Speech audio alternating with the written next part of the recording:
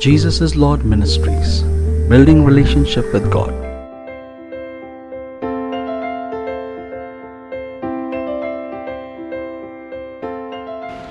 We learn some really important things हम बहुत ही महत्वपूर्ण बातें आज सीखेंगे this evening, आज शाम, which I believe will really bless you. जो मेरा विश्वास है कि ये सुनकर आप यकीनन आशीर्वादित होंगे। You know, the Holy Spirit is a very important part of every single one of us. आप Amen. जानते हैं कि पवित्र आत्मा हमारे जीवन में बहुत ही मायने रखता How many of है। you believe that? आप में से कितने लोग इस बात पर विश्वास करते हैं? The Holy Spirit पवित्र आत्मा enables us to do the supernatural. हमें Amen. सामर्थ्य देता है कि हम अद्भुत काम कर पाएं। It adds super to your natural and makes you a supernatural man. वो आपके सामान्य बातों को अद्भुत कर देता है, Amen. Amen. So that you are no more a natural human being, you are a supernatural human being. ताकि आप एक आम इंसान बनकर ना रहें, पर आप एक अद्भुत इंसान बनकर रहें। Now there is a difference in receiving the Holy Spirit and the baptism of the Holy Spirit. Amen. पवित्र आत्मा के बपतिस्मा में और पवित्र आत्मा को पाने में फर्क है। You need to understand this. आपको ये समझना होगा। You know, you received the Holy Spirit the day you were saved. जिस दिन आपका उद्धार हुआ उसी दिन आपने पवित्र आत्मा पाया। Yes, the day you received Christ into your hearts. जिस दिन आपने अपने हृदय से प्रभु यीशु मसीह को स्वीकार That is the same way the Holy Spirit came to dwell inside of you. उसी दिन पवित्र आत्मा आपके जीवन में बसने के लिए आया। But now the baptism of the Holy Spirit is different. पर पवित्र आत्मा का बपतिस्मा अलग है। It enables you to do mighty things. वो आपको महान कार्य करने के लिए सामर्थ्य देता Amen. है। Things that you, being a natural human being, couldn't do, you can now do through the power of the Holy Spirit. Amen. आम व्यक्ति होने के नाते जो काम हम नहीं कर सकते हैं वो पवित्र आत्मा के द्वारा आप कर पाएंगे। The baptism of the Holy Spirit is the same Holy Spirit that came in the books of Acts chapter 1. जो पवित्र आत्मा का बपतिस्मा हम कहते हैं वो वही पवित्र आत्मा है जो प्रेरितों के काम 1 में चेलों के ऊपर उतरा था। Amen. It came when they were all gathered in one place. पवित्र आत्मा तब उतरा जब सभी लोग एक जगह पे इकट्ठे हुए। And Jesus said, और यीशु ने कहा, and when the Holy Spirit comes upon you, you shall receive power from up above. जब Amen. पवित्र आत्मा तुम पर उतरेगा तो तुम्हें ऊपर से सामर्थ मिलेगा। Amen. It says in the book of Acts chapter 1 verse 6 प्रेरितों के काम 1:6 में लिखा है that when the Holy Spirit comes upon कि you, जब पवित्र आत्मा तुम पर उतरेगा you shall receive power from up above. तो तुम्हें स्वर्ग से सामर्थ प्राप्त होगा। Amen. As soon as the Holy Spirit came upon the apostles, they did great things. जिस क्षण Amen. पवित्र आत्मा प्रेरितों के ऊपर उतरा उसी क्षण से सभी प्रेरित महान काम करने लगे। Hallelujah. Amen. You know, they did mighty things. वो महान काम करने लगे। They healed people, उन्होंने लोगों को आरोग्य दिया, spoke the gospel with boldness. धाड़स से शुभ वर्तमान का प्रचार किया। Amen. They were not scared. वो डरते नहीं थे। That's what happens when the Holy Spirit comes inside of you. यही होता है जब Now- पवित्र आत्मा आप पर उतरता है। Now let me tell you something. मैं आपसे कुछ कहना चाहता The हूँ। Holy Spirit always resided in man right since the beginning. शुरुआत से ही पवित्र आत्मा हमेशा इंसान के अंदर बसता था। Amen. During the time of Adam and Eve, आदम और हवा के समय में when God created Adam, जब परमेश्वर ने आदम को बनाया, He breathed His spirit into his nostrils and Adam became a living being. और Amen. परमेश्वर ने अपनी Yeah. आत्मा आदम के नथनों में फूंकी और उसमें जान आ गई। So Adam had the Holy Spirit residing inside of him. इसका मतलब है कि आदम के अंदर पवित्र आत्मा बसता था। Amen. आमीन।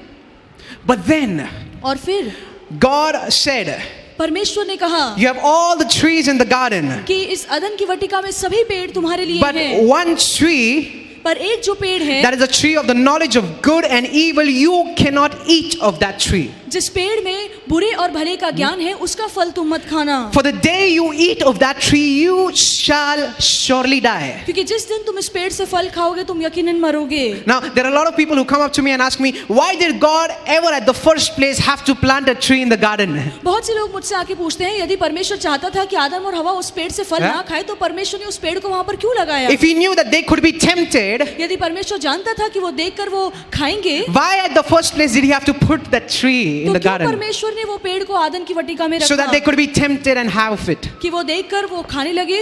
See, remember, God never makes robots. याद रखिए कि परमेश्वर कभी मानव यंत्र नहीं बनाता है। He never makes robots. परमेश्वर कभी कोई यंत्र नहीं बनाता Or he है, doesn't make zombies where he can control them. या परमेश्वर कोई ऐसे यंत्र नहीं बनाता हाँ? है जहाँ पे वो उस पर पूरी रीति से नियंत्रण करे। He He has given human beings a choice. परमेश्वर ने मानव जाति को एक चुनाव की शक्ति दी है। Amen. You have the choice आपके पास चुनाव है to choose for good or for evil. या आप अच्छा चुने या बुरा चुने। You have a choice. आपके पास चुनाव है। Even now you have a choice. अब भी आपके पास चुनाव Amen. है। You can either receive everything that God has provided for you, or you can be hard-hearted. जो भी परमेश्वर ने आपके लिए उपलब्ध रखा है या तो आप उसे पाने का चुन सकते हैं या तो आप Amen. अपने हृदय को कठोर कर सकते You हैं। can either run to God or you can run away from God. या तो आप It's your परमेश्वर choice. के पास दौड़ कर जा सकते हैं या परमेश्वर से दूर भाग सकते हैं। God will never force you to be with Him ever. परमेश्वर No. कभी आप पर जबरदस्ती नहीं करेंगे कि आप हमेशा उसके साथ If रहें। this day you choose that I want to go to hell, I don't care about Christianity, God will not interfere. यदि Yeah? आज मैं सोचता हूँ कि मैं बिल्कुल नहीं डरता, मैं नर्क जाने के लिए तैयार हूँ, मैं परमेश्वर से दूर जाऊंगा, तो परमेश्वर बिल्कुल मेरे चुनाव के विरोध नहीं जाएंगे। God may draw you close to Him by His Spirit, but He will never force you. Yeah? परमेश्वर अपनी आत्मा के द्वारा आपको अपने करीब तो लाएंगे पर कभी आप पर जबरदस्ती नहीं करेंगे। You know, there are a lot of messages which say, seek God, seek God. बहुत से ऐसे संदेश है जो कहते हैं कि परमेश्वर को खोजो। God was never lost at the first place. Why are you seeking Him? सबसे पहले तो परमेश्वर कभी गायब ही नहीं Yeah? हुए थे कि हम उसे ढूंढे या God उसे is खोजें। always there. परमेश्वर हमेशा वहाँ पर You है। are the one who's running away from Him, हम हैं जो उससे दूर जा रहे हैं, not God. परमेश्वर नहीं। If you are ever not receiving what God has kept for you, it is because you are running away from God, not God running away from blessing you. जो Amen? परमेश्वर ने It's a आपके लिए big रखा statement. है, जो परमेश्वर ने आपके लिए रखा है, यदि आप उसे प्राप्त नहीं कर रहे हैं तो ये इसलिए नहीं है कि परमेश्वर आपसे दूर जा रहे हैं, पर ये है कि आप परमेश्वर से दूर भाग रहे हैं। Amen? आमीन। God is always seeking after you. परमेश्वर हमेशा आपके पीछे है, आपको हमेशा ढूंढते रहते हैं। He'll always draw you close by His Spirit. वो हमेशा अपनी आत्मा के द्वारा आपको आगे खींचेंगे। But the choice is yours. पर Anyways, चुनाव आपका है। so when Adam and Eve had of the tree, तब जब आदम और हवा ने उस पेड़ से खाया, as Jesus said, the day you have the tree, you shall surely die. तो जैसे परमेश्वर ने कहा कि जिस दिन तुम इस पेड़ के फल को खाओगे तुम यकीनन मरोगे।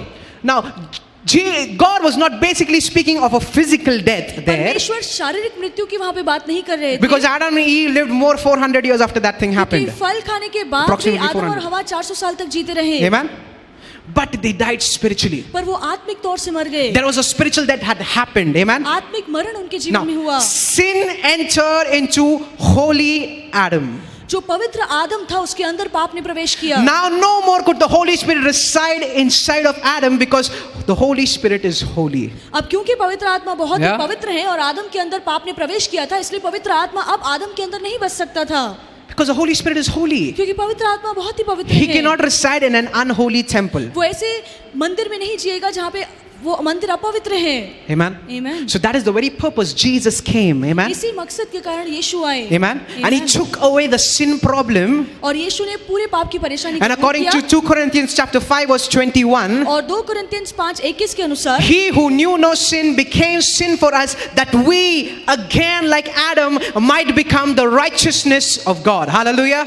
2 Corinthians Amen. 5:21 में लिखा है कि जो पाप को जानता भी नहीं Hallelujah. था वो हमारे लिए पाप बना ताकि आदम की तरह हम फिर से परमेश्वर के लिए धर्मी बन जाएं। Now you are righteous. अब आप धर्मी हैं। So the Holy Spirit can reside inside of you इसलिए- once again. अब क्योंकि आप Hallelujah. धर्मी बन चुके हैं इसलिए पवित्र आत्मा फिर से आपके अंदर बस सकता है। Now, right now, at this very moment, the Holy Spirit resides inside of you. अभी इसी वक्त पवित्र आत्मा आपके अंदर बसता है। Amen. Amen. You're always anointed. आप हमेशा अभिषिक्त हैं। Hallelujah. Amen. You know, if God has called you for something, परमेश्वर ने आपको किसी बात के लिए बुलाया example, है। God has called you to preach. परमेश्वर ने आपको प्रचार करने के लिए बुलाया है। There are people who think, the more I prepare, कुछ लोग सोचते हैं कि जितना मैं प्रचार करने की तैयारी the करूंगा, more I do certain things, जितना मैं कुछ काम करूंगा, then only am I anointed. उसके बाद ही मुझे अभिषेक मिलता है। No, you're always anointed. आप Amen. हमेशा ही अभिषिक्त You're हैं। always anointed to आप preach. हमेशा अभिषिक्त हैं प्रचार करने के लिए। Hallelujah. Amen. You know, there are some people who say, I don't want anyone to make noise out here, because as soon as noise comes, the Holy Spirit will leave. No. कुछ लोग ऐसे कहते हैं कि मुझे बिल्कुल शांति चाहिए क्योंकि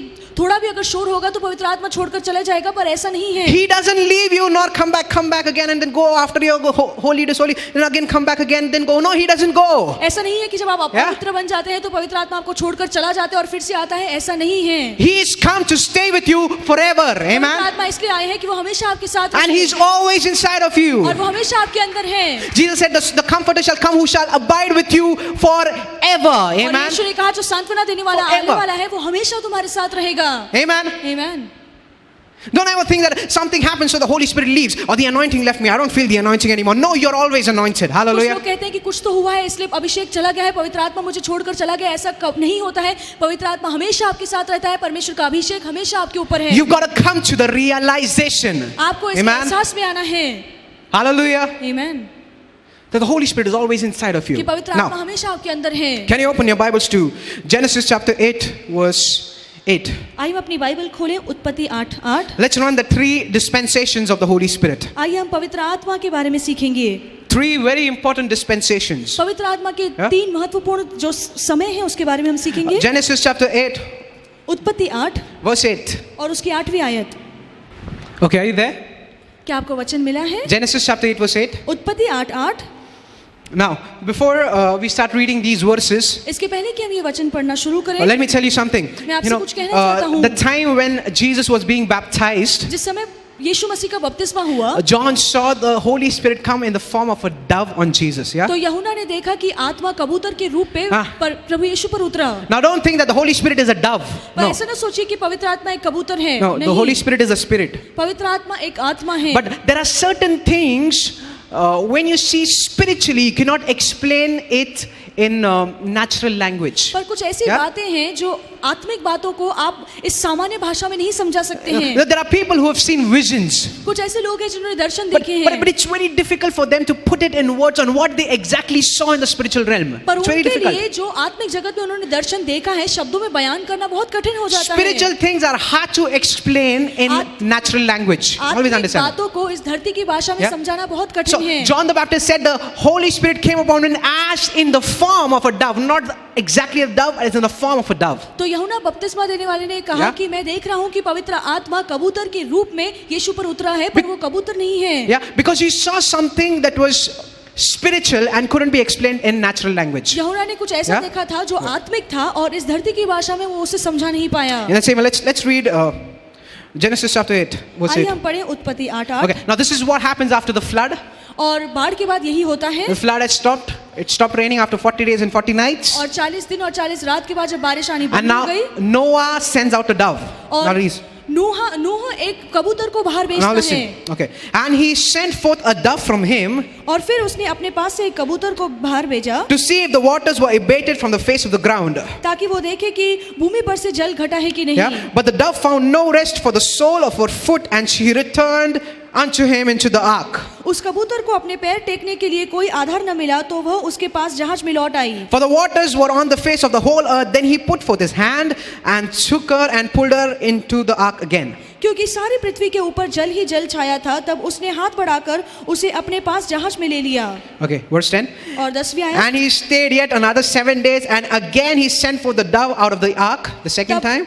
तब और 7 दिन तक ठहर कर उसने उसी कबूतर को जहाज में से फिर उड़ा दिया। And the dove came into him in the evening, and lo, in her mouth was an olive leaf plucked off. और कबूतर सांझ के समय उसके पास आई तो क्या देखा कि उसके चोंच में जैतून का एक नया पत्ता था। So Noah knew that the waters were abated from off the earth. तो नूह ने जान लिया कि जल पृथ्वी पर से घट गया है। Now basically the olive leaf means, तो यहाँ पे जो जैतून के पत्ता है उसका मतलब ये है, basically it means that the judgment has ceased. इसका मतलब है कि Yeah? न्याय रुक चुका है। Judgment has ceased and stopped. न्याय रुक चुका है And there is hope.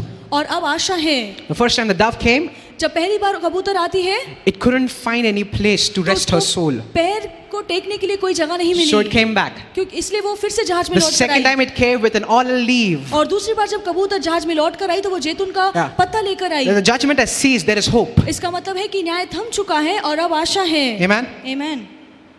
Now, okay, verse 12. और 12वीं आयत। And he stayed yet another 7 days and sent forth the dove. और फिर उसने 7 दिन और ठहर कर उसी कबूतर को उड़ा दिया। Now this time the dove did not return again to him. और वह उसके पास फिर कभी लौट कर नहीं आई। Now 3 things.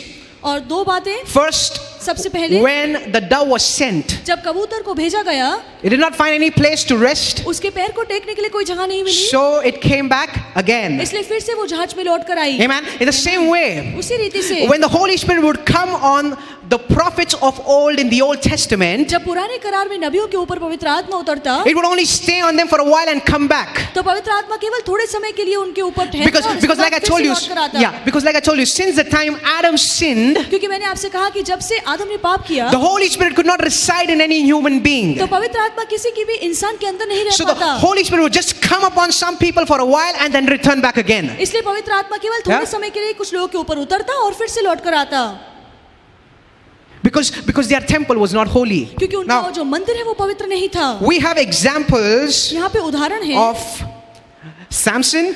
सैमसन का, The Spirit of the Lord came upon him, जहाँ पे पवित्र आत्मा उस पर उतरता and then he would get really strong and defeat the और वो Philistines. इतना बलशाली हो जाता कि वो फिलिस्तियों को हरा देता, But then it would go out of him again. पर फिर से पवित्र आत्मा उस पर से उठ Amen. जाता, Again the Philistines would come. और जब भी फिलिस्ती फिर से उनके ऊपर The हमला Spirit of the Lord करते, will come upon him again, तो पवित्र आत्मा फिर से उसके ऊपर आता and he would defeat the Philistines. और वो फिर से पवित्र आत्मा के सामर्थ्य से उन्हें हरा देता। And when he disobeyed God, the word of God says the Spirit of the Lord had left him. और जब उसने परमेश्वर के वचन का आज्ञा पालन नहीं किया तो बाइबल कहती है कि पवित्र आत्मा उसे छोड़कर चला We also गया। have the example of Saul, the king, the first king of Israel. और इजराइल का जो पहला राजा था शाऊल, उसका भी उदाहरण हमारे पास है। As soon as he was anointed by Samuel, the Spirit of the Lord came upon him. जब शमूएल ने उसे अभिषेक Yeah. किया तो पवित्र आत्मा उस पर उतरा, But it left him पर उसे वो पवित्र आत्मा when, छोड़कर चला when he गया disobeyed God. जब उसने So, परमेश्वर की आज्ञा का पालन नहीं किया। so it was a process of the Holy Spirit coming upon people and leaving them. तो ये एक तरीका था कि पवित्र आत्मा उन पर आता और फिर से चला The जाता। Holy Spirit would only come on them for specific purposes. पवित्र आत्मा केवल खास मकसद के लिए उन पर उतरता And when the purpose is done, it would leave again. और जब वो मकसद पूरा हो जाता तो पवित्र आत्मा उन्हें छोड़कर चला It could जाता। never reside inside a human being. पर पवित्र आत्मा कभी किसी इंसान के अंदर नहीं रह पाता। Amen. The Lord always longed to have a deep fellowship with human being where he could reside inside of them. Amen. परमेश्वर हमेशा इस चीज की बड़ी लालसा रखते हैं कि वो लोगों के साथ करीबी रिश्ता बनाए और उनके अंदर बसे। But sin would not allow the Holy Spirit to reside. Amen. पर पाप पवित्र आत्मा को अनुमति नहीं देता कि वो इंसान के अंदर रहे। Now let's get back to Genesis. और फिर से हम उत्पत्ति पर लौटेंगे The second time, और दूसरी बार Noah sent out the dove. नूह ने फिर से कबूतर को बाहर उड़ाया। Yeah. This time, और इस बार the dove came back with what? An olive leaf. इस बार कबूतर एक जैतून का पत्ता लेकर आया। And like I told you, the olive leaf meaning the judgment has ceased or और ended. मैंने तुम्हें बताया कि जैतून के पत्ते का मतलब है कि न्याय थम चुका है, Amen. खत्म हो चुका है। Now I'm talking of the second dispensation when the Holy Spirit came upon Jesus. और Hallelujah. अब मैं दूसरे समय की बात आपको बता रहा हूँ जहाँ पे पवित्र आत्मा यीशु पर उतरा। Amen. Jesus always preached, यीशु ने हमेशा प्रचार किया, as the word of God says, through the power of the Holy Spirit. जहाँ पे Amen. वचन कहता है कि पवित्र आत्मा के सामर्थ्य से Jesus was born of the Holy Spirit. यीशु का पवित्र आत्मा से जन्म हुआ। Jesus also said, the Spirit of the Lord is upon me. यीशु ने कहा कि परमेश्वर का आत्मा मेरे ऊपर है। And the works that I do, I don't do it of myself. और जो Amen. काम मैं करता हूँ मैं खुद से नहीं करता। And also it says in the book of Acts that the Holy Spirit enabled Jesus to do the mighty works that he did. और Amen. प्रेरितों के काम में लिखा है कि पवित्र आत्मा ने प्रभु यीशु मसीह को सामर्थ्य दिया कि वो महान कार्य कर पाए। So second time, तो दूसरी the job of the Holy Spirit was to preach तो दूसरी बार पवित्र आत्मा का काम था प्रचार करने का। that the judgment is coming to an end. Amen. जहाँ इसका मतलब है कि न्याय थम चुका है। Sin is coming to an end. न्याय थम चुका है, अब कोई न्याय नहीं होगा। Hallelujah. It's coming to an end. इसका न्याय खत्म हो चुका है। Sin problem is being solved. पाप की जो परेशानी है वो दूर Amen. हो चुकी है। Hope is coming through the Son of God, that is Jesus. परमेश्वर के पुत्र के द्वारा फिर से आशा आ रही है कि Judgment Yeshu is going to Masih be seized. न्याय Hallelujah. खत्म हो चुका है। There is hope for human beings that the Holy Spirit can reside inside of them again, just at the time of Adam. Amen. अब इंसानों को ये Hallelujah. आशा आ चुकी है कि पवित्र आत्मा हमारे अंदर बस सकता है जैसे आदम के अंदर बसता था। Jesus kept preaching that over and over again. यीशु बार-बार इसी बात का प्रचार Amen. करते। That I'm going to be crucified and after 3 days again I'm going to rise up. यीशु ने बार-बार इस बात का प्रचार किया कि मैं क्रूस पर चढ़ाया जाऊंगा और तीसरे Amen. दिन मैं जी उठूंगा। And then when I am gone, और जब मैं जाऊंगा I'm going to send a comforter after me who will stay and abide in you forever. तो मेरे बाद में सांत्वना देने वालों को भेजूंगा जो हमेशा तुम्हारे साथ रहेगा और तुम्हारे अंदर बसेगा। Amen. Amen. Judgment is coming to an end. और न्याय थम चुका है।